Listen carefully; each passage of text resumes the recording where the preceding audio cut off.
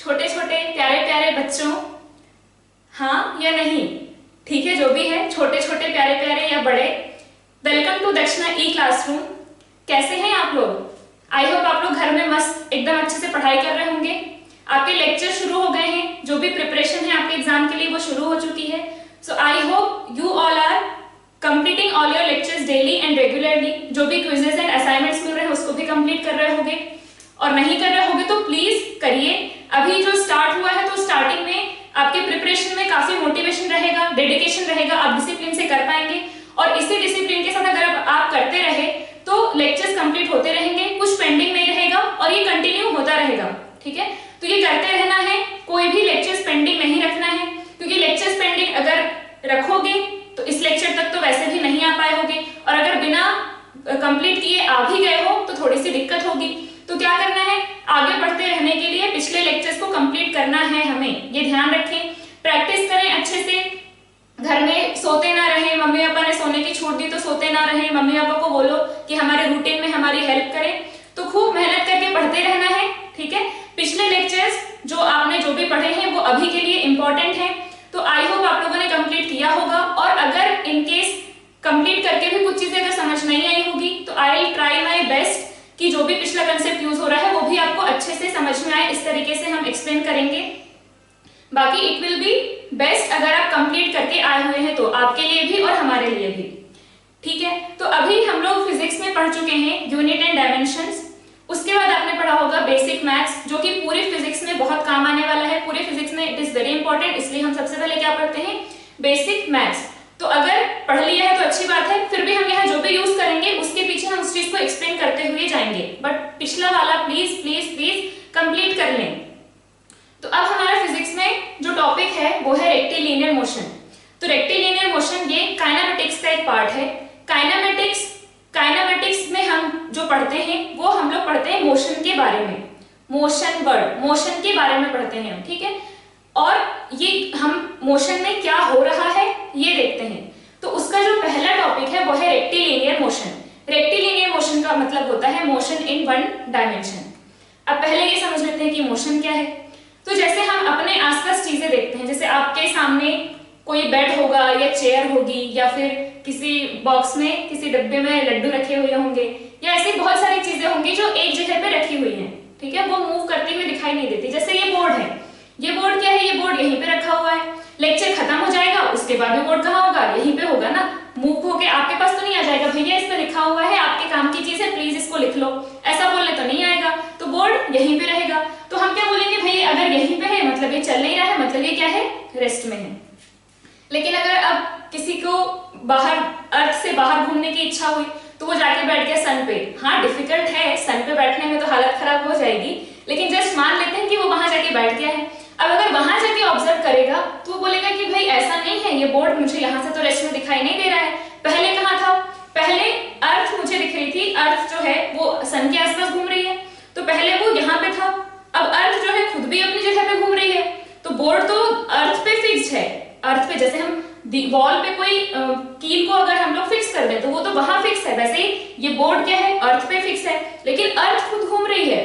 अर्थ क्या है, खुद घूम रही है, तो बोर्ड भी क्या हो जाएगा, कुछ देर बाद कुछ नई जगह पे पहुंच जाएगा। तो वो सन को क्या दिखेगा कि नहीं, ये बोर्ड पहले यहाँ था, अब घूम के यहाँ आ गया, क्योंकि अर्थ भी घूम गई। और उसके अलावा अर्थ जो है वो सन के आसपास भी घूम रही है, तो पहले अगर इस जगह पे थी तो घूम के वो थोड़ा आगे चल के यहाँ पे आ गई। तो सन पे बैठे हुए आदमी को क्या लगेगा कि नहीं भैया ये फिक्स नहीं है, या ये रेस्ट में नहीं है, ये तो मूव कर रहा है। तो ऐसे ही हम लोग यहाँ पे हम लोगों ने क्या बोला कि अर्थ पे हमने इसको बोल दिया रेस्ट में, कहीं बाहर जाके गए तो हमने कहा नहीं ये तो मूव कर रहा है। तो इसमें किस चीज का चेंज आया, किस चीज का चेंज आया, भाई जिसको हम ऑब्जर्व कर रहे थे वो तो वही का वही है। पहले भी हम इस बोर्ड को ऑब्जर्व कर रहे थे, बाद में हम इस बोर्ड को ही ऑब्जर्व कर रहे हैं। तो चेंज किस में आया, चेंज आया कि ऑब्जर्वर कहाँ पे है। पहले वो था अर्थ पे, ऑब्जर्वर पहले कहाँ था, अर्थ पे था, बाद में कहाँ चला गया ऑब्जर्वर, सन पे। तो इसका मतलब अगर मैं अपनी जगह चेंज करती हूँ, ठीक है, अगर मैं अपनी जगह चेंज करती हूँ तो हमको मोशन में डिफरेंस दिख सकता है कि एक प्लेस से हमें मोशन कुछ और दिखाई दे रहा है। जैसे हमने अर्थ पे हमने इसको बोला रेस्ट में, सन पे गए तो हमने इसको बोला कि ये मोशन में है, मतलब ये चल रहा है, मूव कर रहा है। तो यहाँ पे बात आती है फ्रेम ऑफ रेफरेंस। इसको हम बोलते हैं, जिसको मैंने प्लेस बोला कि ऑब्जर्वर कहाँ बैठा हुआ है, उसको हम बोलते हैं फ्रेम ऑफ रेफरेंस, कि आप भाई कहाँ बैठ के देख रहे हो।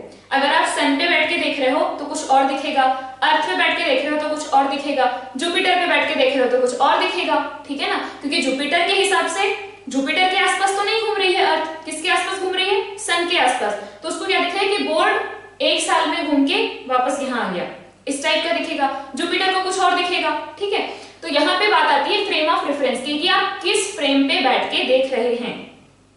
जैसे इसका और एक एग्जांपल, कि मान लो आप किसी बस में हैं, किसी बस में है, तो पहले तो एक बस जा रही थी, हम बस स्टॉप पे खड़े थे, बस का वेट कर रहे थे, तो हम खड़े हैं बस स्टॉप पे, बस इधर से आई तो हमने बोला कि हाँ भाई बस चल के आ रही है।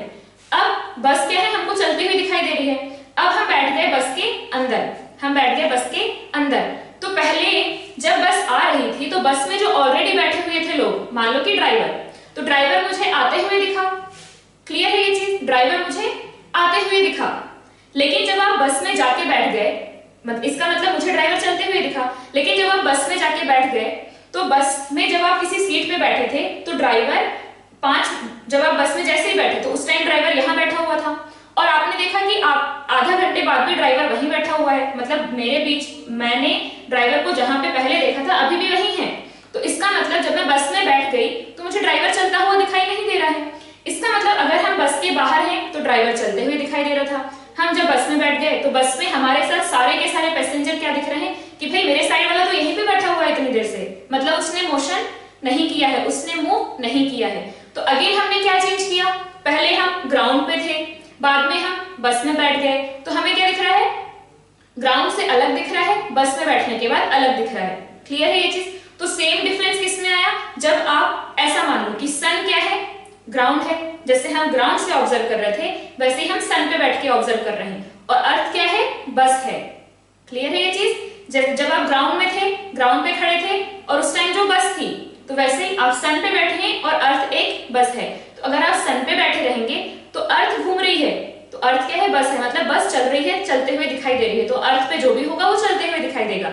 लेकिन जब आप सन से उठ के अर्थ पे आ गए, इसका मतलब आप ग्राउंड से उठ के बस में बैठ गए, तो अब बस में जो भी चीजें हैं, बस में जो भी चीजें हैं, जो भी पैसेंजर्स हैं, अगर वो अपनी सीट पे बैठे हुए हैं और अपनी सीट से नहीं हिल रहे हैं, तो आपको क्या लगेगा कि वो सब क्या दिख रहे हैं आपको, रेस्ट में। भाई मेरे सीट के साइड में जो बैठा था वो यहीं बैठा हुआ है, उस सीट पे जो बैठा हुआ था वो वहीं बैठा हुआ है, तो वो क्या दिखेंगे, रेस्ट में।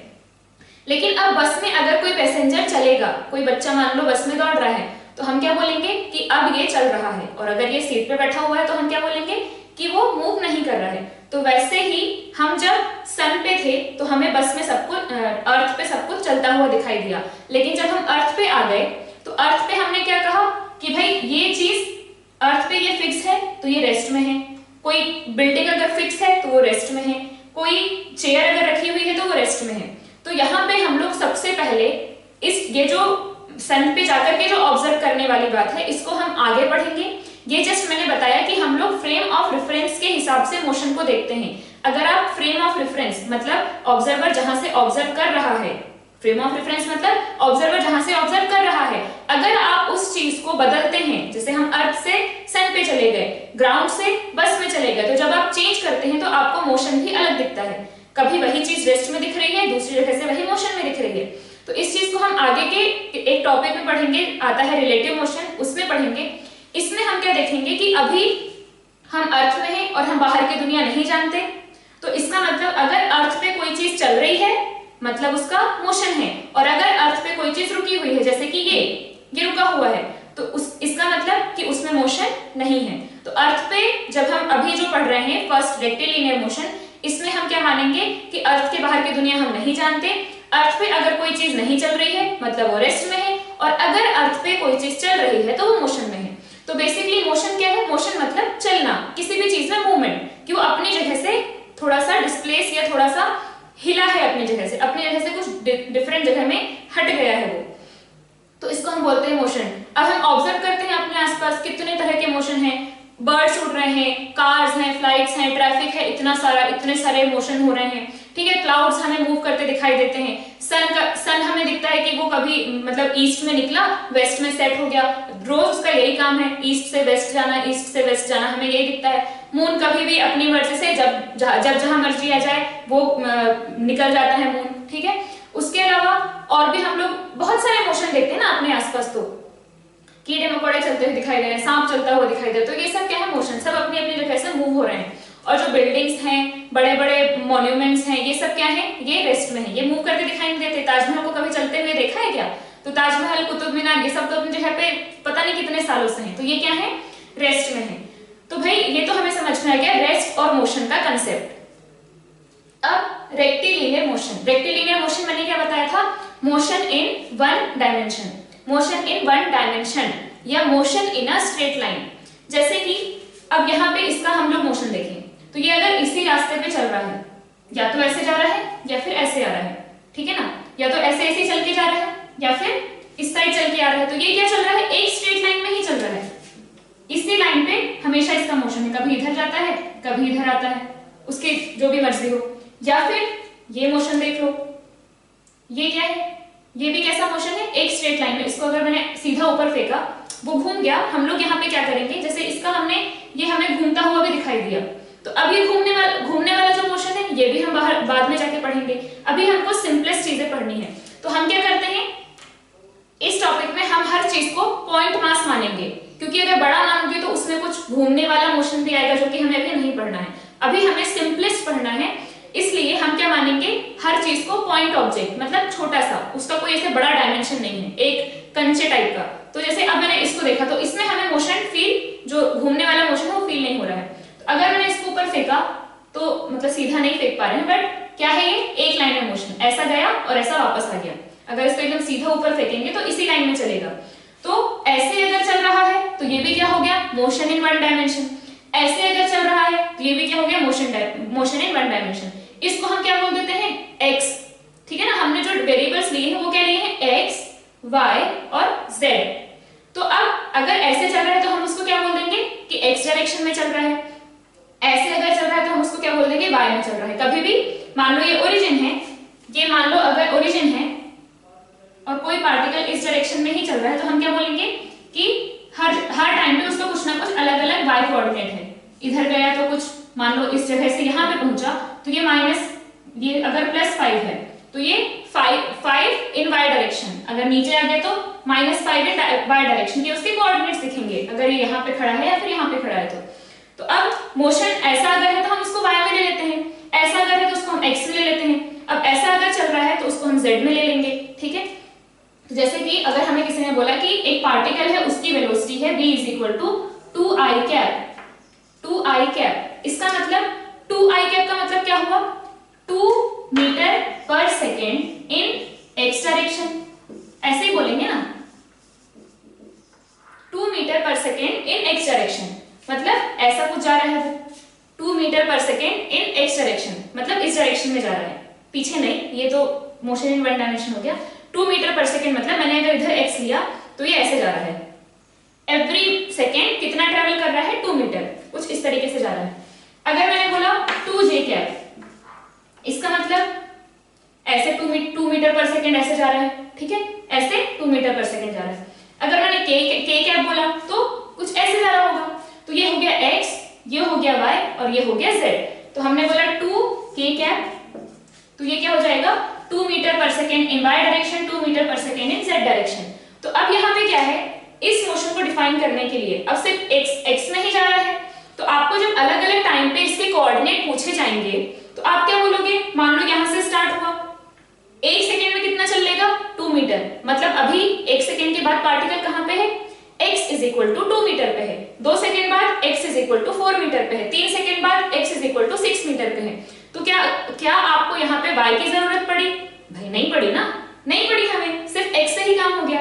अब अगर हमें बोला 2j कैप, तो क्या बोलेंगे हम, 1 सेकेंड के बाद इसका y कोऑर्डिनेट क्या आ गया, इसका y कोऑर्डिनेट आ गया 2 मीटर, 2 सेकेंड के बाद क्या आ गया, 4 मीटर, 3 सेकेंड के बाद 6 metre, y = 2, y = 4, y = 6।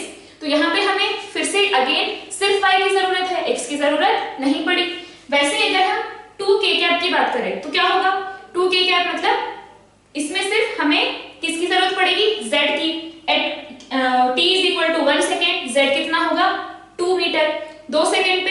Metre, 3 second पे 6 मीटर। तो जब इसकी बात कर रहे हैं तो हमें सिर्फ x की जरूरत पड़ रही है, इसकी बात कर रहे हैं तो सिर्फ y की जरूरत पड़ रही है, इसकी बात कर रहे हैं तो सिर्फ z की जरूरत पड़ रही है। तो मोशन इन वन डायमेंशन का यही मतलब है कि आपको सिर्फ एक वेरिएबल, जैसे हमने यहाँ x लिया, सिर्फ एक वेरिएबल से आपका काम चल जाए। अब इसको भी हम x ले सकते थे, लेकिन हमारी एक हैबिट है कि इस तरीके से अगर हॉरिजॉन्टल मोशन हो रहा है तो उसको हम लेते हैं x, वर्टिकल मोशन को y, और ऐसे आउट ऑफ प्लेन टाइप का हुआ तो उसको z लेते हैं। तो यहाँ पे हमारे पास ये तीन चीजें आ गई। ठीक है भाई, अब मैंने एक और एग्जांपल लिया, v is equal to 1 i cap, v is equal to 1 i cap plus 2 j cap. ठीक है ना, क्या लिया मैंने, v is equal to i cap plus 2 j cap. तो अब इसमें क्या है, i भी यूज हो रहा है और j भी यूज हो रहा है, मतलब ये कैसा हो जाएगा, 2d हो जाएगा। और मैंने लिया v is equal to i cap plus 2 j cap plus 3 k cap, या k कैप ही ले लो, तो ये कैसा हो जाएगा, 3D मोशन। क्लियर है ना। इसमें हम क्या कर रहे हैं, इसमें हमने लिया x भी y भी, इसमें x y z, तो ये हो जाएगा 2D और ये हो जाएगा 3D। सही है क्या, ये सही है क्या ये? अरे भैया नहीं है, ये क्या है, रॉन्ग है। इसमें अगर आप इसको आप बोल रहे हो 2D, कैसे 2D बोल रहे हो, अगर यहाँ पे i कैप और 2j कैप, इसका मतलब ये हमेशा x में कितना चल रहा है, x में कितना चल रहा है, ये 1, और y में कितना चल रहा है, 2। हर सेकेंड x में चला 1, y में चला 2। तो इसकी वेलोसिटी क्या है, यहाँ पे जो वेलोसिटी है, वेक्टर में पढ़ा होगा ये सब, वेलोसिटी क्या है यहाँ पे, क्या ये चेंज हो रही है वेलोसिटी, नहीं। तो वेलोसिटी अगर चेंज नहीं हो रही है, वेलोसिटी का मतलब होता है speed as well as direction, तो भाई ना स्पीड चेंज हो रही है ना डायरेक्शन चेंज हो रहा है। और अगर डायरेक्शन चेंज नहीं हो रहा है, अगर मैंने डायरेक्शन चेंज नहीं किया मतलब मैं हमेशा इधर ही चल रही हूँ, अगर मैंने डायरेक्शन चेंज नहीं किया है तो मतलब मैं हमेशा इधर ही चल रही हूँ। अगर मेरा डायरेक्शन ये था और मैंने डायरेक्शन चेंज नहीं किया है तो मैं हमेशा इधर ही चल रही हूँ। तो अगर मैंने डायरेक्शन चेंज नहीं किया है, इसका मतलब हम जहां जिस डायरेक्शन में चल रहे थे उसी डायरेक्शन में चलते जाएंगे, तो वो तो एक लाइन ही कहलाएगी ना। अगर आप इधर जा रहे हो और हमेशा इधर ही जा रहे हो तो वो एक लाइन ही कहलाएगी, अगर आप हमेशा इधर जा रहे हो तो वो भी एक लाइन ही कहलाएगी। तो क्या इसके लिए आपको 2 लाइन की या 2 वेरिएबल की जरूरत पड़ेगी, नहीं। बस यहाँ पे अब क्या हुआ है, i cap plus 2j cap, तो इसको मैंने अगर ये x बनाया और ये y बनाया तो क्या होगा, 1 सेकंड बाद ये 1 मीटर यहाँ चलेगा। इसका मतलब क्या है, 1 मीटर इन x डायरेक्शन, 2 मीटर इन y डायरेक्शन, यहाँ पे 2 चल लिया। तो अब क्या हो गया, कहाँ पे आ गया ये, इस जगह पे। फिर इसने अगले में 1 चला और यहाँ पे 2 चला, तो फिर से कहाँ आ जाएगा ये, अगले सेकंड में यहाँ पे आ जाएगा। तो अब क्या हो रहा है, ये इस लाइन के अलोंग चल रहा है हमेशा, ठीक है ना। तो यहाँ पे क्या है, अब हम x के अलोंग नहीं चल रहे हैं या हम y के अलोंग नहीं चल रहे हैं, हमने कोई बीच में एक रैंडम लाइन ली है, हम उसके अलोंग चल रहे हैं। क्लियर है ये चीज, हमेशा हम इस लाइन के अलोंग चल रहे हैं। तो यहाँ पे अब क्या जाएगा, क्योंकि वेलोसिटी में स्पीड भी कांस्टेंट है और डायरेक्शन भी कांस्टेंट है, because velocity is constant, speed भी कांस्टेंट है, डायरेक्शन भी कांस्टेंट है। यहाँ पे कुछ भी चेंज नहीं हो रहा है ना टाइम के साथ, क्या है हमेशा i cap plus 2j cap. इसका मतलब डायरेक्शन अगर कांस्टेंट है, डायरेक्शन कांस्टेंट है, इसका मतलब हम एक फिक्स लाइन पे चल रहे हैं। ठीक है भाई, वो x नहीं है या y नहीं है, कोई बीच की लाइन है, उस पे चल रहे हैं हम। अगर यहाँ पे क्या होता i cap plus j cap, तो हम क्या करते, i cap plus j cap. इसका मतलब x में 1 सेकंड में हम x में 1 चल रहे हैं, y सेकंड में 1 चल रहे हैं, फिर अगले सेकंड में और 1 और y में भी 1, तो ये यहाँ पे गए, फिर यहाँ पे गए, 1 सेकंड में हम 1 पे पहुंच गए, x इज इक्वल टू 1 पे और y इज इक्वल टू 1 पे। 2 सेकंड के बाद x इज इक्वल टू 2 पे, y इज इक्वल टू 2 पे। तो हम कुछ इस तरीके से चल रहे हैं, t is equal to 1 second पे हम यहाँ थे, t is equal to 2 second पे हम यहाँ थे, तो हम इस लाइन के अलोंग चल रहे हैं। लेकिन हमारा जो लाइन अगर फिक्स है तो मतलब हम एक स्ट्रेट लाइन में चल रहे हैं। अगर स्ट्रेट लाइन में चल रहे हैं मतलब हमारा जो मोशन है अगेन इन वन डायमेंशन है, तो ये भी कैसा होगा, ये 2D नहीं होगा, ये भी क्या होगा, 1D होगा। सिमिलरली अब यहाँ पे हम x में चल रहे हैं 1, y में चल रहे हैं 2 और z में चल रहे हैं 3। तो किसी भी टाइम पे क्या हुआ, x में चलना है मुझे 1, y में चलना है 2, और उसके z में चलना है 3। तो इसका मतलब ये अगर ओरिजिन है तो हम यहाँ पहुंच गए। अगले सेकेंड हम फिर उतना ही चल के और आगे निकल जाएंगे। तो यहाँ पे भी क्या है, वेलोसिटी का ना मैग्नीट्यूड चेंज हो रहा है ना डायरेक्शन चेंज हो रहा है। इसका मतलब डायरेक्शन फिर से कैसा है, फिक्स। अगर डायरेक्शन फिक्स है इसका मतलब मेरा लाइन ऑफ मोशन फिक्स है। इसका मतलब again I am moving on a straight line, so this is also called motion in one dimension. तो ये भी क्या हो जाएगा, मोशन इन वन डायमेंशन। तो जो हमने 2D और 3D लिखा था वो क्या है, वो तो रॉन्ग है, क्योंकि हमारा वेलोसिटी का ना मैग्नीट्यूड चेंज हो रहा है ना डायरेक्शन चेंज हो रहा है। आप स्ट्रेट लाइन से तभी हटेंगे, आपका डायरेक्शन चेंज तभी होगा जब आपका उस स्ट्रेट लाइन से अलग तभी जाएंगे जब आपका डायरेक्शन चेंज होगा। अगर मुझे डायरेक्शन यही बोला गया कि भाई कहीं और सोचना नहीं है, सीधे इसी लाइन में चलना है, ये अगर बोला जाएगा कि सीधे इस लाइन में चलना है, कहीं और देखना भी नहीं है, तो क्या होगा, हम हमेशा ऐसे चलते रहेंगे। अगर हमेशा ऐसे चलते रहेंगे मतलब हम एक स्ट्रेट लाइन में चल रहे हैं, और अगर एक स्ट्रेट लाइन में चल रहे हैं तो हम उसको क्या बोलेंगे, 1D मोशन। अब जैसे मैंने यहाँ पे x लिया था, यहाँ पे y लिया था, तो अब मैं ये जो नई लाइन बनी है तो उस लाइन को हम क्या करेंगे, इस लाइन को अगर मुझे स्टडी करना है, एक वेरिएबल चाहिए, तो वेरिएबल हम क्या करें, x को हम इधर ही ले लें। कोई फिक्स थोड़ी है कि हम x और y ऐसे ही लेंगे, मैं x और y ऐसे भी तो ले सकती हूँ ना, ये x और ये y ऐसे भी तो ले सकते हैं। तो मैंने क्या किया, इसके अलावा x ले लिया और ये y रहा होगा, हमें इससे कोई काम नहीं है, हमें सिर्फ x से काम है। तो मैंने देखा कि इतनी वेलोसिटी थी, इसका मतलब पार्टिकल इस डायरेक्शन में जा रहा था, तो मैंने उसी को x मान लिया। ठीक है, तो अब यहाँ पे ये क्या कहलाएगा, मोशन इन, ये भी कहलाएगा मोशन इन वन डायमेंशन, क्योंकि ना हम वेलोसिटी का मैग्नीट्यूड चेंज कर रहे हैं ना ही डायरेक्शन चेंज कर रहे हैं। तो अब हम आ गए हैं motion in a straight line पे। तो अब इसमें आगे बढ़ते हैं।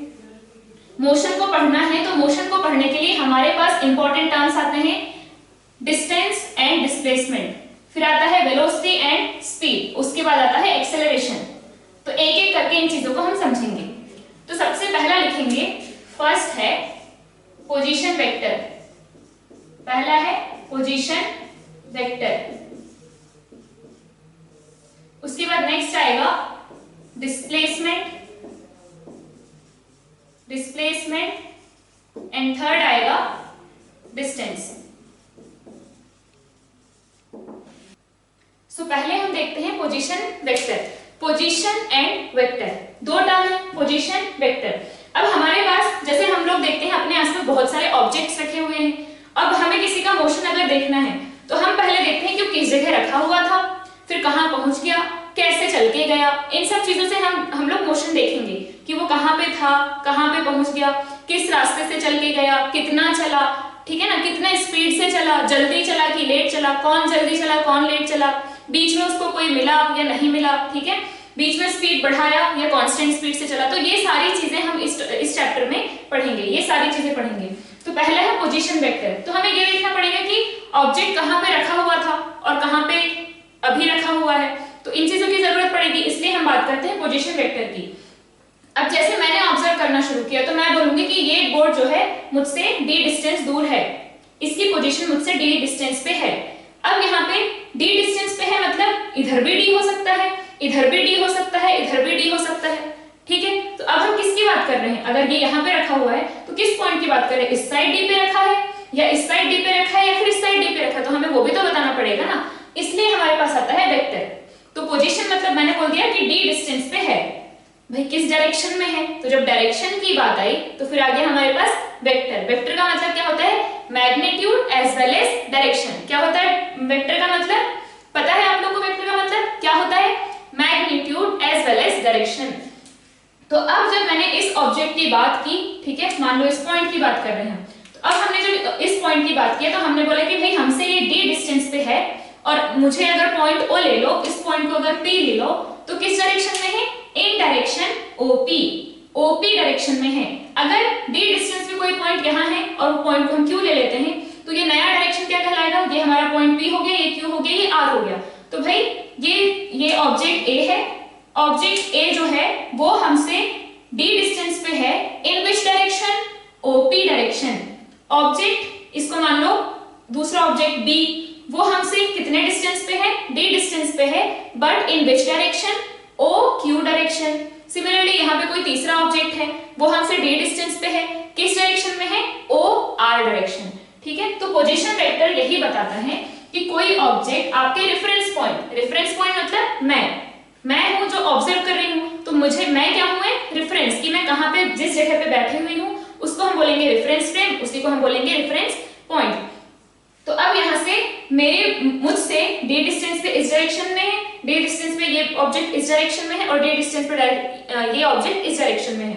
तो पोजीशन वेक्टर में हमारे पास दो चीजें आती हैं कि वो रेफरेंस पॉइंट से कितने दूरी पे रखा हुआ है प्लस किस डायरेक्शन में रखा हुआ है। तो अब हमने जो रेफरेंस पॉइंट लिया, रेफरेंस पॉइंट को हम बोल देते हैं ओरिजिन। हमारे पास कोऑर्डिनेट सिस्टम है, तो अब इस चीज को समझने के लिए रेफरेंस पॉइंट को भी तो कुछ नाम देना पड़ेगा। तो हमारे पास रेक्टेंगुलर कोऑर्डिनेट सिस्टम हम ऑलरेडी जानते हैं, एक्स वाई जेड कोऑर्डिनेट। तो मैंने क्या किया, हम जिस भी जगह पे बैठते हैं ऑब्जर्व करने के लिए उस जगह को हम मान लेते हैं ओरिजिन, ठीक है। तो मैंने क्या किया, हमने माना कि ऑब्जर्वर यहाँ पे बैठा हुआ है ओरिजिन पे, ये हो गया x, ये हो गया y, ऑब्जर्वर यहाँ पे बैठा हुआ है। अब हमने एक पॉइंट लिया जो कि उसके कोऑर्डिनेट लिखने तो हमें आते हैं, यहाँ पे अगर कोई पॉइंट है, ये 3 है, ये 4 है, इसका मतलब ये पॉइंट को हम क्या बोलेंगे कि x में 3 और y में 4 पे रखा हुआ है। ये पॉइंट 3,4 पे रखा हुआ है, ये सब चीजें हम 10th में पढ़ चुके हैं। तो ये ऑब्जेक्ट A मान लो कहां पे रखा हुआ है, पॉइंट P 3,4 पे रखा हुआ है, ठीक है। अब मुझसे अगर पूछा जाए कि भाई जो ऑब्जेक्ट A जो है वो कहां पे है, तो ऑब्जेक्ट A मुझसे कितने डिस्टेंस पे है, ये 3 है, ये 4 है, तो ये कितना आएगा, बताओ कितना आएगा ये, भाई ये आएगा 5 मीटर। अगर ये किसी को कैलकुलेट करना नहीं आ रहा है तो फिर उनका भगवान ही मालिक है ना। तो अगर ये 3 है, ये 4 है, तो ये क्या आ जाएगा, दिया जाएगा 5 मीटर। इसका मतलब जो A जो ऑब्जेक्ट है ये कहां पे है, हमारे रेफरेंस पॉइंट से या ओरिजिन से कितने दूरी पे है, 5 मीटर, और किस डायरेक्शन में है, ये है OP डायरेक्शन में है। किस डायरेक्शन में है, OP डायरेक्शन में है। तो यहाँ पे इसका पोजीशन वेक्टर क्या आ जाएगा, इसका पोजीशन वेक्टर आएगा 5 मीटर इन OP डायरेक्शन, 5 मीटर इन OP डायरेक्शन। तो यहाँ लिख लेंगे 5 मीटर इन OP डायरेक्शन। क्या आ जाएगा इसका पोजीशन वेक्टर, 5 मीटर इन OP डायरेक्शन। वैसे ही अगर यहाँ पे कोई ऑब्जेक्ट है, मान लो ये 7 है, ये मान लो 7 है और ये 2 है, तो ये इसका कोऑर्डिनेट क्या आ जाएगा, 7,2 x और ये y। तो 7,2 तो ये ऑब्जेक्ट B है, तो इस ऑब्जेक्ट का पोजीशन वेक्टर क्या आ जाएगा, इस ऑब्जेक्ट का पोजीशन वेक्टर आएगा √7² प्लस 2²। ये आता है सबको निकालना, आना चाहिए।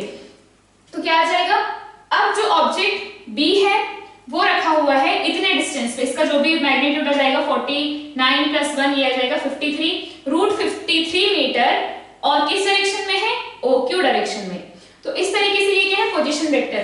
अब अगर ये ऑब्जेक्ट P से Q पे जाता है, इसका मतलब इसने मूव किया है, P से अगर Q पे जाता है इसका मतलब इसने मूव किया है, तो इसका मतलब there is some motion, correct. If it has moved from P to Q then there is some motion. Now how we will define that motion, कि उस मोशन को हम क्या बोलेंगे, कितना डिस्टेंस ट्रेवल किया, कुछ ना कुछ चीजें आएंगी। तो वही चीज हम पढ़ने वाले हैं इन डिस्प्लेसमेंट एंड इन डिस्टेंस। तो अभी ये एग्जांपल ना लेकर के हम एक सिंपल एग्जांपल लेते हैं to understand displacement and distance. Clear है। तो पोजीशन वेक्टर हमारे पास क्या आया, position vector shows us the position of any object, ठीक है ना, position of any object from the reference point. अब हम लोग समझेंगे डिस्टेंस एंड डिस्प्लेसमेंट। सो मैंने क्या लिया कि देयर इज अ पर्सन, कुछ भी ले लो, राम, श्याम, शाहरुख खान, सलमान खान, ठीक है। तो क्या है, ये पॉइंट A पे खड़ा था, पहले पॉइंट A पे खड़ा था, या फिर मान लो कि आप ही खड़े थे। अब आप पॉइंट A पे थे and then you move to point B, ठीक है, you move to point B। First case you move through this path, आपने ये पाथ ट्रेवल करके गए हैं। नेक्स्ट है कि आप ये पाथ ट्रेवल करके गए हैं। उसके बाद एक है कि आप कुछ ऐसा पाथ ट्रेवल करके गए हैं। क्लियर है। सो इसकी लेंथ है मान लो 5 मीटर, यहां से यहां 5 मीटर, ये 8 मीटर और ये सम 10 मीटर। क्लियर है। ये है 5 मीटर, ये है 8 मीटर और ये है 10 मीटर। तो यहां पे हम लोग अगर बात करें डिस्टेंस की, तो जब when you move from A to point B, from first path, इसको ले लो फर्स्ट पाथ, इसको ले लो सेकेंड पाथ और इसको ले लो थर्ड पाथ।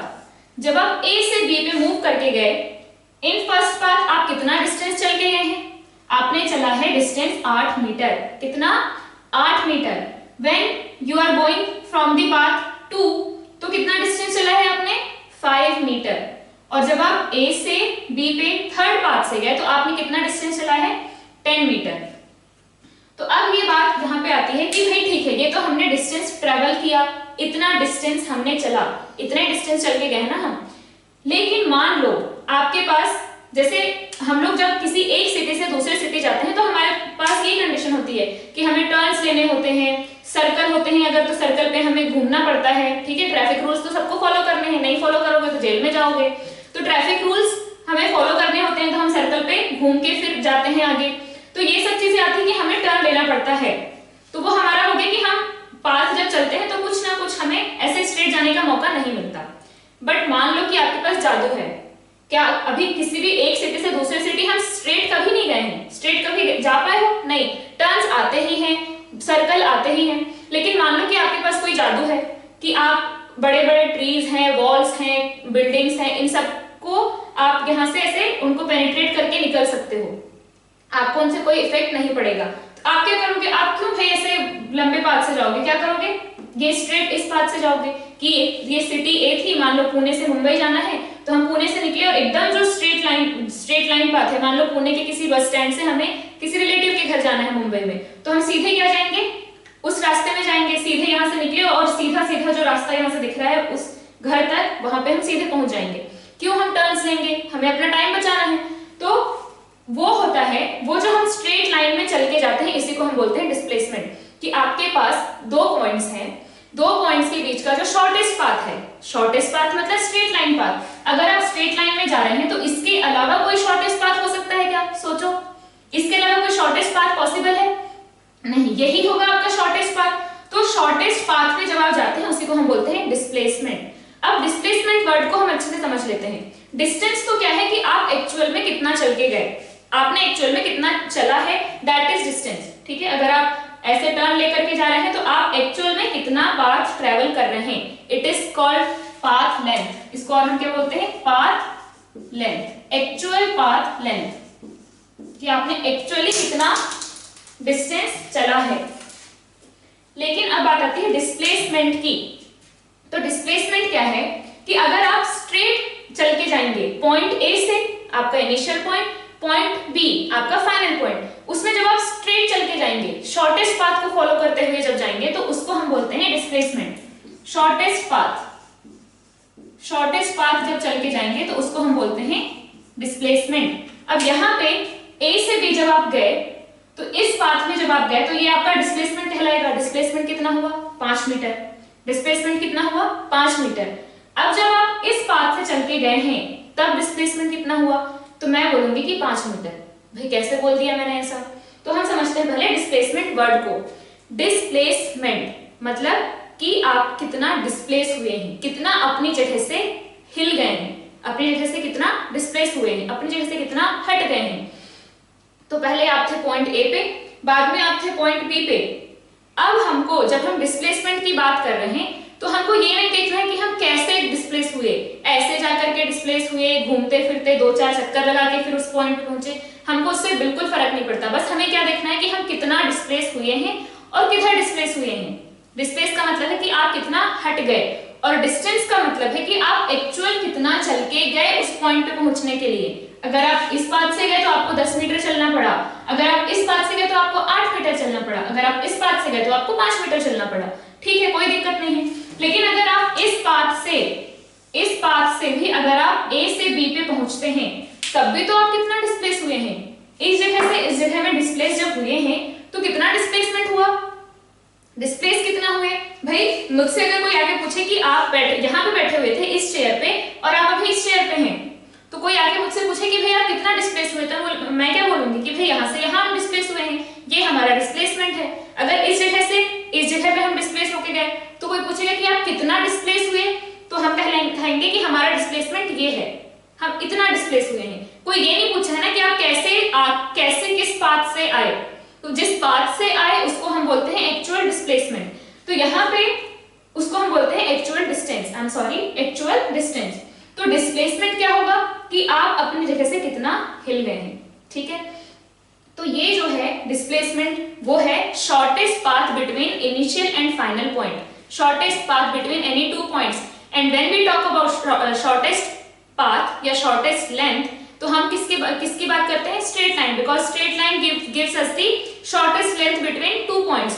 तो क्या हो जाएगा, displacement will be shortest path between two points या shortest distance between two points, कुछ भी लिख सकते हो, ठीक है। तो ये लिख लेंगे, डिस्प्लेसमेंट इज द, जो भी मैं बोलती जा रही हूँ, आपको जो भी लगता है कि ये लिखना है, कोशिश करेंगे हर चीज लिखेंगे, क्योंकि हर चीज आपको बार बार आकर के देखनी पड़ेगी, वरना तो अपने नोट्स में सारी चीजें लिखें, जो भी समझ में आ रहा है। शुरू में अगर मैंने छोटा सा एग्जांपल भी दिया है तो उस चीज को भी लिखने की कोशिश करेंगे, कुछ भी स्किप ना करें। तो यहाँ पे हमने डिस्प्लेसमेंट क्या लिखा, displacement is the shortest path between any two points.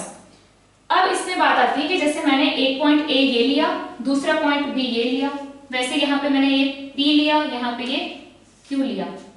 अब एक ऑब्जेक्ट है which was initially at point A and then it was at point B। तो अब यहाँ पे जब भी हमने पॉइंट फिक्स किए तो डिस्प्लेसमेंट, यहाँ से जब हम डिस्प्लेसमेंट की बात करेंगे तो ये लाइन की बात होगी, और ये लाइन की लेंथ मान लो है 10 मीटर, ये लाइन की लेंथ है मान लो 10 मीटर। इसका मतलब अगर मेरा initial point and final point पता चल गया, मतलब डिस्प्लेसमेंट फिक्स हो गया, करेक्ट है, क्योंकि ए और बी के बीच में शॉर्टेस्ट पाथ तो यही होगा ना, इसके अलावा कोई पॉसिबल है क्या, नहीं। तो जब point A point B both are fixed, इसका मतलब this distance has a fixed value now, because we have fixed initial and final points. तो इसका मतलब when you fix initial and final point, your displacement जो है length, shortest path, that is fixed. Also जब आप A से B की बात करते हैं, A से B के डिस्प्लेसमेंट की बात करते हैं, then your direction is also fixed. आप इस चेयर पे थे और आपको किसी ने यहाँ पे धक्का देके इस चेयर पे बिठा दिया, तो आप क्या बोलेंगे कि मैं वहां से यहाँ डिस्प्लेस हुआ हूँ, इस पॉइंट से इस पॉइंट डिस्प्लेस हुआ हूँ। ये तो नहीं बोलेंगे ना कि इस पॉइंट से इस पॉइंट पे डिस्प्लेस हुए, नहीं भाई, यहाँ पे जब बैठे थे और यहाँ से आपको धक्का देके अगर किसी ने यहाँ पहुंचाया, तब आप बोलेंगे कि आप इस तरफ डिस्प्लेस हुए हैं। अगर आप यहाँ से यहाँ पहुंचे तो आप बोलेंगे कि इस तरफ डिस्प्लेस हुए हैं। तो when your initial point is fixed, final point is fixed. इसका मतलब अगर आपसे आगे कोई पूछता है कि व्हाट इज योर डिस्प्लेसमेंट, तो फिर आप क्या बोलेंगे कि I am displaced 10 metres in direction A B, यही बोलेंगे, I am displaced 10 metres in direction A B. इसका मतलब your magnitude is fixed 10 metre and direction is fixed A B. इसका मतलब displacement is nothing but it's a vector, क्योंकि जब आप displacement की बात करते हैं तो आपको मैग्नीट्यूड तो बताना ही पड़ता है, और क्या बताना पड़ता है, डायरेक्शन भी बताना पड़ता है। सो यहाँ पे लिख लेंगे डिस्प्लेसमेंट इज अ वेक्टर। अब सिमिलरली P से Q पे जब आपको किसी ने डिस्प्लेस किया, ये मान लो 5 मीटर है, तो यहाँ पे क्या आ जाएगा, displacement is 5 metre in direction PQ। Similarly अगर आपका डिस्प्लेसमेंट Q से P होता तो क्या होता, आपका डिस्प्लेसमेंट क्या कहलाएगा, 5 मीटर इन डायरेक्शन QP।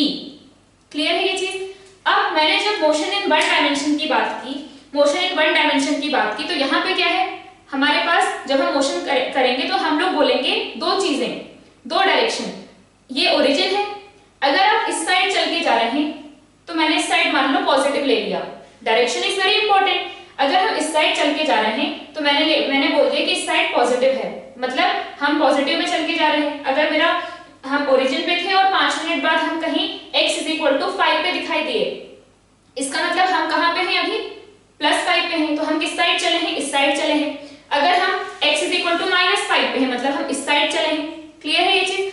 तो जो मोशन इन वन डायमेंशन है उसमें हम लोग को आई कैप लिखने की जरूरत नहीं पड़ेगी, सिर्फ प्लस लिखेंगे और माइनस लिखेंगे तो काम बन जाएगा। आई कैप क्या दिखाता है, आई कैप, जे कैप, के कैप कब आता है, जब हम लोग x भी यूज कर रहे हैं, y भी यूज कर रहे हैं, दोनों अगर यूज कर रहे हैं तो सिर्फ प्लस माइनस से काम नहीं चलेगा। प्लस माइनस बोलोगे, अगर आपने प्लस बोला तो +y या फिर +y या फिर +x, कौन सा भाई, इसलिए हमें लाना पड़ता है i भी और j भी। लेकिन यहाँ पे क्योंकि हमें सिर्फ प्लस बोले मतलब इस साइड, माइनस बोले मतलब इस साइड, तो हमें यहाँ पे अलग से कोई नई चीज आई कैप, जे कैप लाने की जरूरत नहीं है, सिर्फ हम प्लस या माइनस से डिफाइन कर सकते हैं। अब इस साइड अगर डायरेक्शन है तो प्लस कहलाएगा, इस साइड अगर डायरेक्शन है तो माइनस कहलाएगा। क्लियर है? वैसे ही कोई भी लाइन ले लो, मैंने अगर इस साइड प्लस इस साइड माइनस लिया, वर्टिकल में मैंने मान लो इस साइड प्लस इस साइड माइनस लिया, तो मेरा ये फिक्स हो जाएगा कन्वेंशन। अब हम ये कन्वेंशन अपने क्वेश्चन के हिसाब से चेंज कर सकते हैं, वो हम बाद में देखेंगे। या फिर जैसे मैंने ये लाइन लिया, मान लो ये लाइन ऑफ मोशन था तो मैंने इधर प्लस इधर माइनस ले लिया, ये लाइन ऑफ मोशन था मैंने इधर प्लस इधर माइनस ले लिया। अब मेरा लाइन ऑफ मोशन ये है तो मैंने मान लो इधर प्लस और इधर माइनस ले लिया। क्लियर है?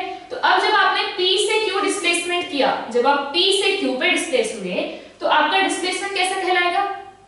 कैसा कहलाएगा ये? क्योंकि आप डिस्प्लेस इधर हुए हैं तो कैसा कहलाएगा ये? +5।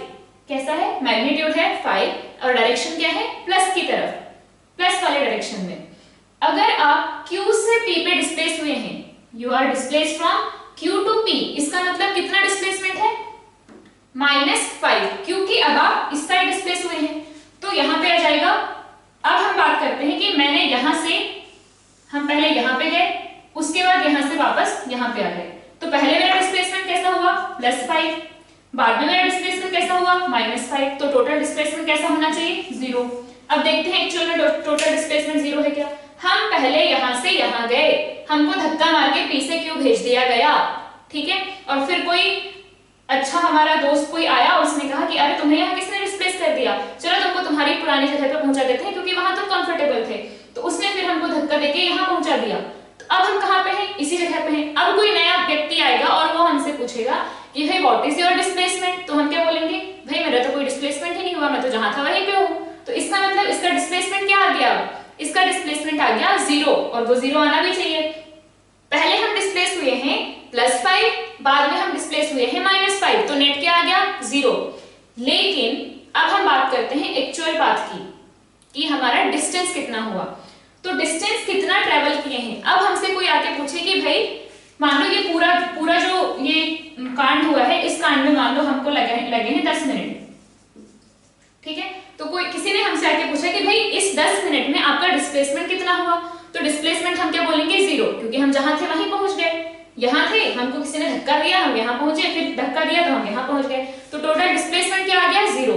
लेकिन अब आके कोई और ये पूछता है कि what is your distance travelled, तो डिस्टेंस ट्रेवल्ड मतलब आपने इस 10 मिनट में कितना पाथ ट्रेवल किया, कितना पाथ चला। तो भाई हम पहले चल के गए 5 मीटर और फिर हम चल के आए 5 मीटर, तो हमने एक्चुअल पाथ कितना ट्रेवल किया है? 5 मीटर चल के गए, 5 मीटर चल के आए। तो हम लोग यहाँ पे जो एक्चुअल पाथ ट्रेवल कर रहे हैं, actual path travelled is how much? 10 metres. इतना ही चले हो ना। जब आप यहाँ से यहाँ गए तो आपने 5 मीटर चला है, यहाँ से जब यहाँ गए तो आपने कितना चला है? Again 5 metre.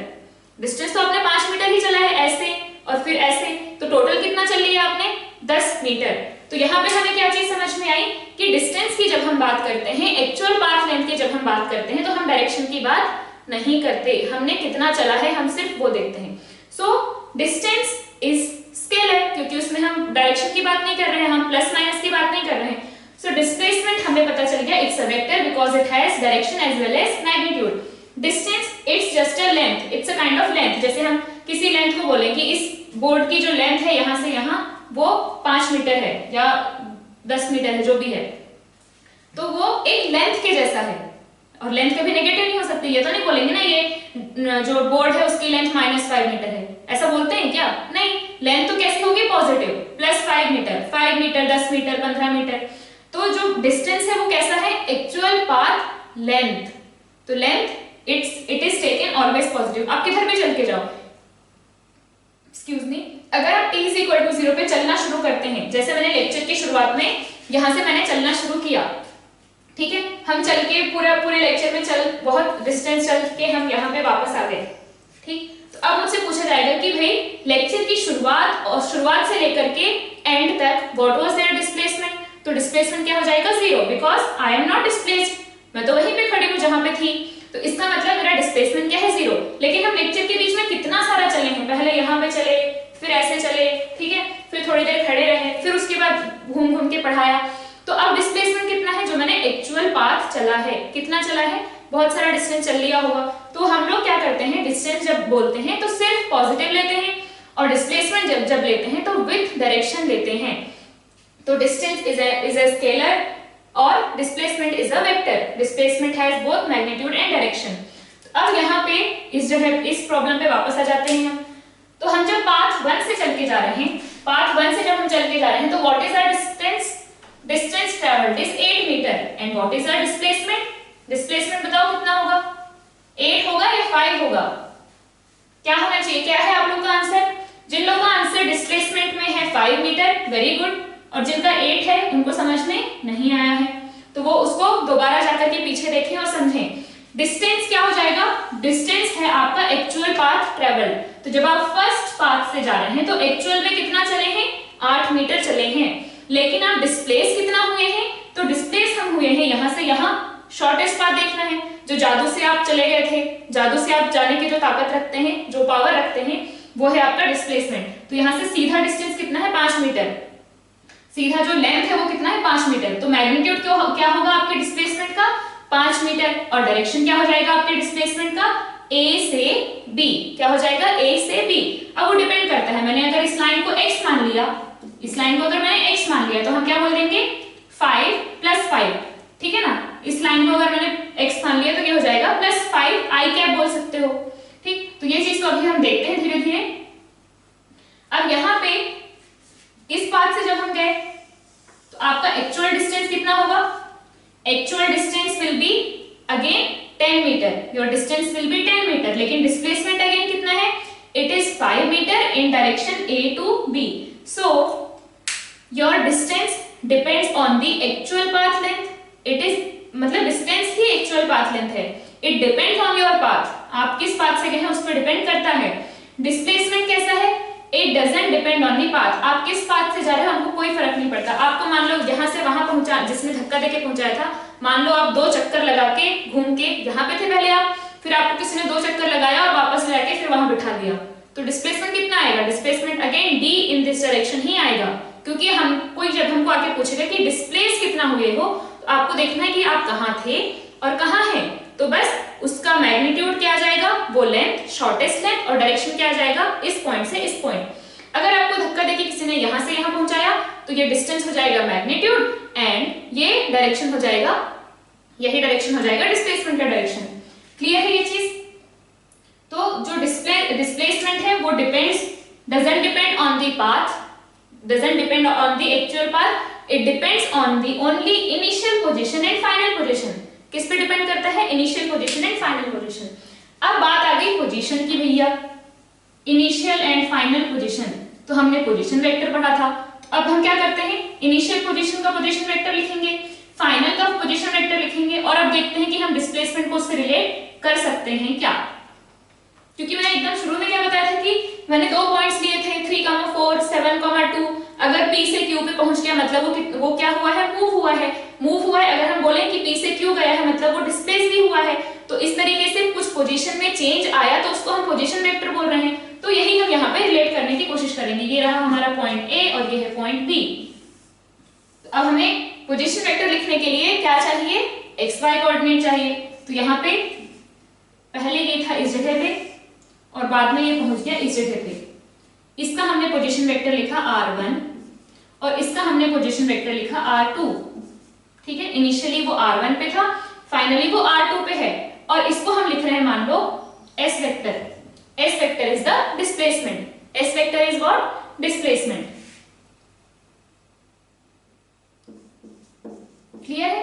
s vector is what? Displacement. तो क्या हम यहाँ पे ट्रायंगल लॉ लगा सकते हैं?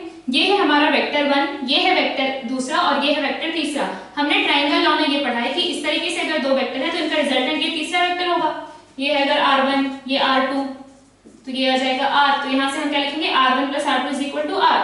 तो वैसे ही यहाँ पे अगर हम देखें तो यहाँ पे ट्रायंगल लॉ अगर लगाएं तो ये रहा r1, ये रहा सेकेंड वेक्टर और ये उनका रिजल्टेंट। ठीक है, तो यहाँ से हम क्या लिख सकते हैं? r1 + s = r2।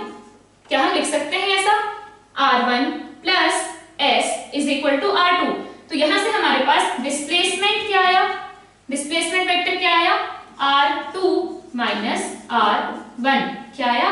s = r2 - r1। अच्छा, तो ये हम यहाँ पे देख रहे हैं कि डिस्प्लेसमेंट क्या आया? r2 vector - r1 vector, final position vector minus initial position vector. तो यहां से हम क्या लिखेंगे, displacement is equal to final position minus initial position. ठीक है, final position minus initial position, या फिर चेंज इन पोजीशन। और तब से हम वही तो समझा रहे थे कि बस हमें देखना है कि पोजीशन में कितना चेंज हुआ है, कैसे हुआ है, वो किस में आ जाएगा, वो आ जाएगा डिस्टेंस में, एक्चुअल पाथ लेंथ। लेकिन डिस्प्लेसमेंट में क्या आएगा कि सिर्फ चेंज इन पोजीशन, आपकी पोजीशन में कितना चेंज हुआ है। तो यहाँ पे क्या आया, s is displacement which is final position minus initial position. Displacement is a vector, it has magnitude as well as direction, it depends only on final position and initial position, it doesn't depend on the actual path traveled. It is a change in position. तो ये सारी चीजें हमारे पास क्या आ गई about displacement. Distance क्या है, distance is nothing but actual path length. Distance is always positive क्योंकि it's a length. Distance is taken always positive, whether you are moving in positive x or you are moving in negative x, it doesn't matter at all, it is taken always positive। मैंने किया था एक example, ऐसे चल के गए और फिर हम ऐसे चल के गए, डिस्प्लेसमेंट हो गया 0, पहले हम पॉजिटिव में चले हैं, बाद में हम नेगेटिव में चले हैं। But when you are talking about distance, you don't have to take any direction कि आप प्लस में चले या माइनस में चले, just add all the lengths which you have covered. So distance travelled is always positive. Once you start moving, अगर आपने t = 0 अभी लिया और आज से मैं आज के अगले 5 दिन तक अगर मैं कैलकुलेट करती रहूं, तो मान लो 5 दिन बाद आकर के मैं अगर यहीं पे खड़ी हूं, तो क्या हो जाएगा, डिस्प्लेसमेंट 0।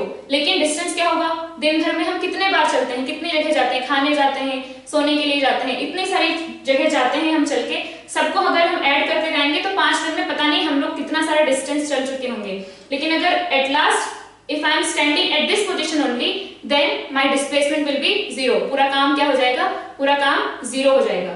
ठीक, तो ये हमारे कुछ points about distance and displacement. Also हमने ये देखा कि जब हम एक पॉइंट से दूसरे पॉइंट पे जा रहे हैं, जैसे हमने आज मान लो मैं यहाँ पे हूँ और 5 दिन बाद 5 दिन तक मैंने स्टडी किया अपने टोटल डिस्टेंस, डिस्प्लेसमेंट, हर चीज को, और उसके बाद 5 दिन बाद मैं यहाँ पे आकर के खड़ी थी और यहाँ पे मैंने अपने टाइम को स्टॉप किया कि अब हम यहाँ पे जब खड़े थे और उसके 5 दिन बाद जब हम यहाँ पे खड़े हैं, तो अब हम देखेंगे कि टोटल डिस्टेंस कितना है और टोटल डिस्प्लेसमेंट कितना है। तो हमने डिस्टेंस तो बहुत सारा कवर किया होगा, और बताओ हमने डिस्प्लेसमेंट कितना लिया होगा, हमारा डिस्प्लेसमेंट कितना हुआ होगा। तो डिस्प्लेसमेंट कितना हुआ है, सिर्फ इतना सा। तो इसका मतलब जैसे इसमें भी मैंने एग्जांपल देखे कि हम इस पाथ से चल के गए, इस पाथ से चल के गए। तो यहाँ पे एक चीज और हम देख रहे हैं कि डिस्टेंस डिस्प्लेसमेंट के बीच में हम कैसे रिलेट करें। तो if you are moving in a straight line, and you are not even turning, if you are moving in a straight line और उसी में you are continue to move in this direction only, you are not even taking a turn, तो क्या होगा, जितना हम distance चलेंगे उतना ही हमारा डिस्प्लेसमेंट होगा। इस पाथ से अगर यहाँ से यहाँ जाते हो, इस पाथ के अलोंग, तो डिस्टेंस भी वही है, डिस्प्लेसमेंट भी वही है। यहाँ से यहाँ अगर जाते हो तो डिस्टेंस भी वही है क्योंकि एक्चुअल पाथ आपने यही ट्रेवल किया है, और डिस्प्लेसमेंट भी आपका इतना ही हुआ है। तो डिस्टेंस एंड डिस्प्लेसमेंट का magnitude both are same when you are moving from this point to this point, मतलब इसके along when you are moving from this point to this point along this path, again your distance and displacement are same. Distance and आपने इस path के along चला है तो actual path length भी यही है और डिस्प्लेसमेंट का मैग्नीट्यूड भी यही है। So if you are moving in a straight line, then distance will be equal to displacement, I mean magnitude of displacement. Distance is equal to magnitude of displacement. ये कब ट्रू होगा, when you are moving in a straight line. Clear है, when you are moving in a straight line. But if you are not moving on a straight line, straight line में चल के अगर नहीं जा रहे हो, कुछ रैंडम पाथ से चल के जा रहे हो, तो क्या होगा, डिस्प्लेसमेंट तो आपका स्ट्रेट लाइन वाला ही होगा, लेकिन डिस्टेंस क्या होगा, इसमें ये आया डिस्टेंस, इसमें ये आया डिस्टेंस। तो स्ट्रेट लाइन के अलावा अगर कोई भी पाथ आप फॉलो करते हो तो लेंथ बढ़ जाएगी, बिकॉज इसका नाम ही है shortest path length, distance displacement का। तो अगर आप स्ट्रेट लाइन को छोड़ के किसी और पाथ के थ्रू इनिशियल से फाइनल पोजीशन पे पहुंचते हैं, then distance is going to be greater than magnitude of displacement. इसमें कोई शक नहीं होना चाहिए, क्योंकि this is the shortest path. इसके अलावा कोई भी पाथ लोगे, then that path is going to have large displacement, large distance, that path is going to have large distance. तो हमारे पास क्या आया, distance is greater than magnitude of displacement. ये कब आएगा, व्हेन स्ट्रेट लाइन में चल रहे हो, इसको लिख लेंगे अच्छे से। और ये कब आएगा, जब not in a straight line. Clear है ये चीज? If you follow any path other than the straight line, then your distance is going to be greater than magnitude of displacement. So these are the points about position vector, distance, displacement, relation between distance and displacement. ठीक है, और कैसे हम position vector की बात करते हैं, कैसे डिस्प्लेसमेंट की बात करते हैं। हम जब डिस्प्लेसमेंट की बात करते हैं तो it only depends on initial and final position, क्योंकि उसका नाम ही है डिस्प्लेसमेंट। आप कितना डिस्प्लेस हुए। अब डिस्प्लेस हुए तो हमें यह भी बताना पड़ेगा कि हम कितने दूर अपनी जगह से खिसक के डिस्प्लेस होके कितने दूर पहुंच गए और किस डायरेक्शन में पहुंच गए। अगर हम बस बोल देंगे कि मैंने मेरा डिस्प्लेसमेंट 5 मीटर है, तो भाई किस साइड, इधर हुआ कि इधर हुआ कि इधर हुआ। ठीक है, तो हमें डायरेक्शन भी बताना जरूरी है कि हम कहाँ पे किस डायरेक्शन में डिस्प्लेस हुए हैं। So write it down, complete it, और जो भी इसमें हमारे पास जो भी इंपॉर्टेंट पॉइंट्स हैं उनको अच्छे से नोट कर लेंगे, अच्छे से समझ लेंगे। So now what will do, one more example हम लोग लेंगे डिस्प्लेसमेंट का, उसके बाद will study about velocity and speed. तो एक एग्जांपल इसमें ये, जैसे मैंने एक एग्जांपल लेके बताया कि हम लोग 5 मीटर गए, इस पाथ से गए, इस पाथ से गए, कुछ रैंडम पाथ से, तो हमने उसमें डिस्टेंस और डिस्प्लेसमेंट देखा।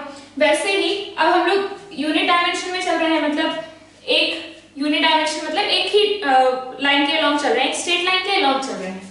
ठीक है, तो मैंने मान लिया, हमने इसको x माना, ये हमारा है 0 0 और ये हमारे कोऑर्डिनेट्स हैं 2 4, ये 1 1 2 3 4, वैसे इधर -1 -2 -3 -4।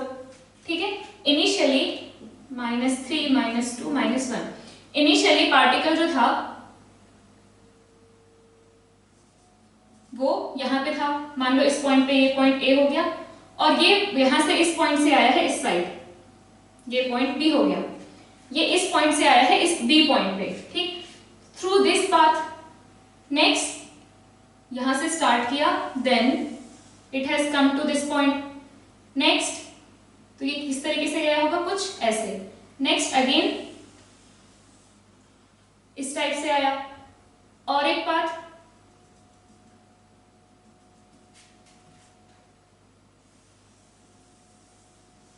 ऐसे आया। ठीक है, तो वी हैव दीज 4 पाथ्स,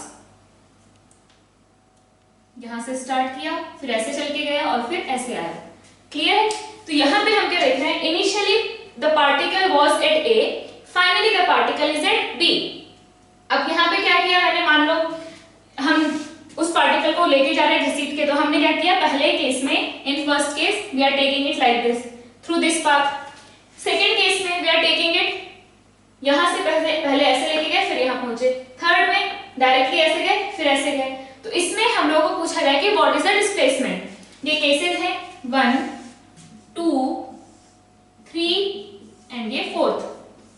ठीक, तो हम लोग को पूछा है what is the displacement and distance in all these 4 cases, displacement and distance, first, second, third and 4th। So what is the displacement? Displacement is कि हम अपने इनिशियल पोजीशन और फाइनल पोजीशन, तो हमने क्या देखा था, displacement is final position minus initial position. Displacement was S is equal to R2 minus R1, R2 minus R1। अब यहाँ पे जो मैंने R2 माइनस R1 लिखा, इसमें ये एक वेक्टर है, ये पोजीशन वेक्टर है। Position vector can be anything, particle हो सकता है सिर्फ x एक्सिस पे रखा हो, अगर x सिर्फ x एक्सिस पे रखा है, जैसे यहाँ पे क्या है, it is kept on x axis, यहाँ पे x पे रखा हुआ है, मतलब मैंने ये सब पाथ ऐसे दिखाए हैं, वो पार्टिकल यहाँ से यहाँ चल के जा रहा है, इस पॉइंट से इस point, particle is moving from this point to this point. ये just to show the paths मैंने इसको ऐसे लिखा है, but the particle is moving on this line only. Clear है ना ये चीज? It is moving from A to B, but these are the different paths. So इसमें क्या होगा, इनिशियल पोजीशन ये है, फाइनल पोजीशन ये है। तो यहाँ पे अगर हम R2 लिखें तो R2 क्या है, फाइनल पोजीशन। फाइनल पोजीशन क्या है, -3i cap. Initial position is 2i cap, -3i cap minus initial position is 2i cap. तो क्या आ जाएगा ये, -5i cap. Displacement is -5i cap. इससे क्या समझ में आ रहा है, -5 मतलब if you are taking this as origin and this side positive, this side negative. If you are taking origin positive, negative. So -5i cap shows what, कि आप अपने reference point which is origin से आप किधर हैं, 5 metre दूर हैं, लेकिन which side, माइनस साइड, मतलब इस साइड, किसमें, x एक्सिस में। तो ये क्या हो जाएगा, -5i कैप। इसका मतलब क्या है कि आप अपनी पोजीशन से, आपकी जो भी पोजीशन थी उससे 5 मीटर दूर चले गए हैं। In which direction, in minus direction मतलब इस साइड आपको धक्का देके भगाया किसी ने। तो यहाँ पे क्या हुआ कि -5i कैप। अब अगर मैं ओरिजिन पे होती, if my initial position was origin, तो हम -5i कैप में जब चलते, 5 मीटर i कैप में जब चलते, तो हम कहाँ पहुंच जाते, -5i कैप में जाना है, हम 0 पे हैं, हमको 5 में जाना है इन नेगेटिव x डायरेक्शन। इसका मतलब क्या है, ये क्या दिखा रहा है, -i मतलब negative x direction. So if you are at origin, तो आप कहां पहुंच जाओगे, -5i कैप डिस्प्लेसमेंट के बाद। ओके, 1 2 3 4 5 कहां पे होंगे, हम 5 पे होंगे। लेकिन अभी आप कहां थे, यू वर एट 2, आप कहां थे, 2i कैप पे थे, इस जगह पे थे। इससे हमें 5 पीछे जाना है, 5 नेगेटिव डायरेक्शन में जाना है। तो ये 1 2 3 4 5 हम कहां पहुंच गए, इस पॉइंट पे। क्लियर है।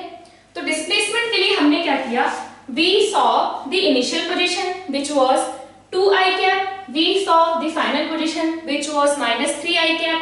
ठीक है, so initial position and final position. तो displacement is nothing but final position minus initial position. हमें यहां से मिला -5i कैप। तो ये तो हमने फॉर्मूले से कर लिया। Now if we will see directly from here, तो यहाँ पे क्या दिखाई देगा कि मैं यहाँ थी, यहाँ से यहाँ डिस्प्लेस हुई, इस साइड नेगेटिव है, इस साइड पॉजिटिव है। कितना डिस्प्लेस हुए हैं, 1 2 3 4 5। यहाँ से यहाँ का डिस्टेंस कितना है, 5। Okay, so I was here, then I was displaced by 5 units in negative direction. So my displacement is -5i cap.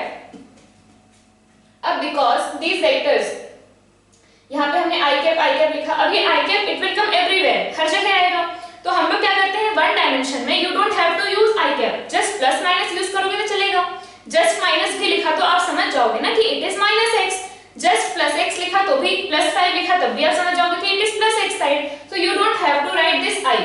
यहाँ पे अगर आप लिखते initial position is +2, final position is -3, so displacement is -5। तब भी समझ में आ रहा है ना कि initially you were at x is equal to 2, finally you were at x is equal to -3, so displacement is कितना, 5 in this direction।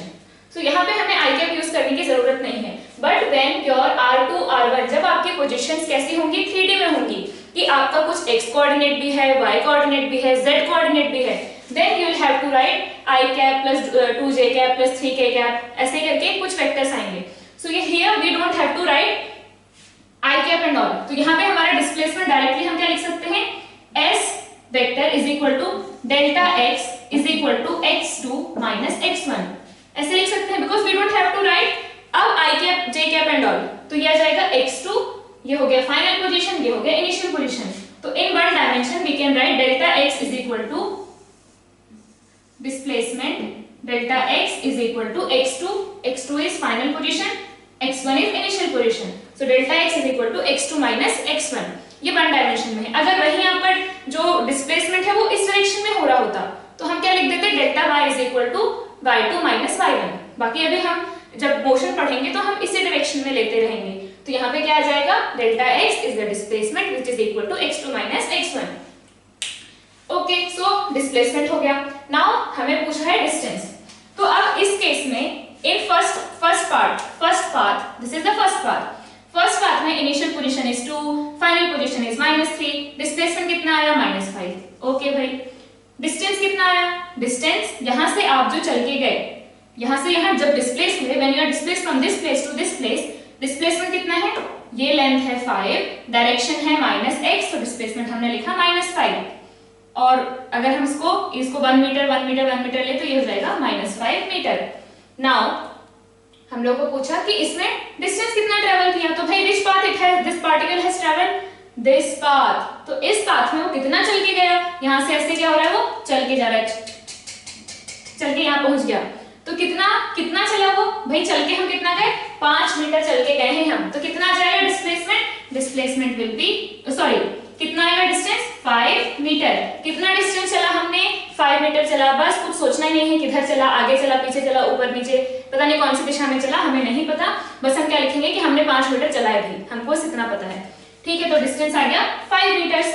Now when you are moving through this path, तो अगेन initial position is 2, final position is -3, तो displacement will remain same. और अगर हम ऐसे भी देखें तो पार्टिकल कहां से कहां डिस्प्लेस हुआ है? From this point to this point, so there won't be any change in displacement. कितना आएगा अभी भी? -5 मीटर। इसमें भी क्या आएगा? -5 मीटर, बिकॉज इनिशियल पोजीशन सबके in all the cases it is same, final position in all the cases it's same. यहाँ पे भी initial position and this is the final position, so यहाँ पे भी आएगा -5 मीटर्स। अब distance in second path, distance travelled in second path. So यहां से यहां हमें क्या देखना है? Distance means what? Path length. So path length will see, तो इतना तो हमें पता है कि this path length is 5 meter, ठीक है ना? This path length is 5 meter. Additionally we are covering this distance also, additionally we are covering this distance also. जब हम इस पाथ में जब हम यहां से चल के यहां पे गए तो हमारा डिस्प्लेसमेंट क्या आ गया? 0। हमने यहां चला, जो भी ये 2 से जब 4 पे गए, ये समझ पा रहे हो? 2 से जब 4 पे गए, how much distance you have covered? Distance आपने कवर किया है 2 मीटर। और डिस्प्लेसमेंट को लेंगे तो क्या होगा? 2 meter in plus x direction. कितना चल के गए? शॉर्टेस्ट पाथ कितना है? 2 मीटर। 2 मीटर इन 2 से 4 गए तो 2 meter in plus x direction. Again when you came from this point to this point, ये देखो ये वापस आए हैं यहाँ पे हम, तो हमने क्या किया? 2 और उसके बाद फिर -2, कि यहां से यहां डिस्प्लेसमेंट क्या हो जाएगा? -2, तो 2 + -2 हो गया 0। That's why when you move from this path to this path, हमें क्या दिख रहा है? डिस्प्लेसमेंट ओनली ये, क्योंकि ये तो 0 हो गया, दिख रहा है ना? ये प्लस में गया, ये माइनस में गया, तो वो 0 हो गया। आप जिस पॉइंट पे थे, if you are coming back to that point again, then your displacement is 0। So in this case ये डिस्प्लेसमेंट हो गया 0। सो अगेन यहां से स्टार्ट होगा और ये बन जाएगा -5 मीटर इज द डिस्प्लेसमेंट। तो यहाँ पे डिस्टेंस क्या आएगा? ये 5, पाथ लेंथ हमारा ये टोटल पाथ है, this is the total path, तो ये 5 प्लस ये 2 प्लस ये 2, ठीक है? 2 फिर 2 एंड देन 5, तो टोटल कितना हो गया? 5 + 2 + 2 that is 9 meter. In second path कितना चल रहे हैं हम? 9 मीटर। इस केस में क्या है? अगेन ये 5 चला, फिर यहां से हम आगे जा रहे थे, अगर यहीं पे आके रुक जाते तो ये डिस्प्लेसमेंट 0 नहीं कहलाता। कितना होता? दिस 5 प्लस दिस 2, कितना है ये आ गया आपका 5 -5, यहाँ पे है हम, तो कितना आ जाता? ये 5 अगेन कितना गए हम? 5 और ये 3 पे आए तो हो गया 5, 4 पे गया तो हो गया 6 और ये 7, तो हमारा डिस्प्लेसमेंट आ जाता -7। बट हमने क्या किया? हम वापस चल के फिर से इस पॉइंट पे आ गए, तो ये जो डिस्प्लेसमेंट हुआ -2 मीटर, तो इधर जब गए हम लोग -3 से उधर जब चल के गए तो कितना हो गया? -2 मीटर और हो गया। फिर जब वापस चल के आए तो +2 हो गया, तो ये डिस्प्लेसमेंट कितना है? -2। ये डिस्प्लेसमेंट कितना है? +2, ये हो गया 0। So again initially I am at this point, finally I am at this point, so displacement is 0, but distance कितना है?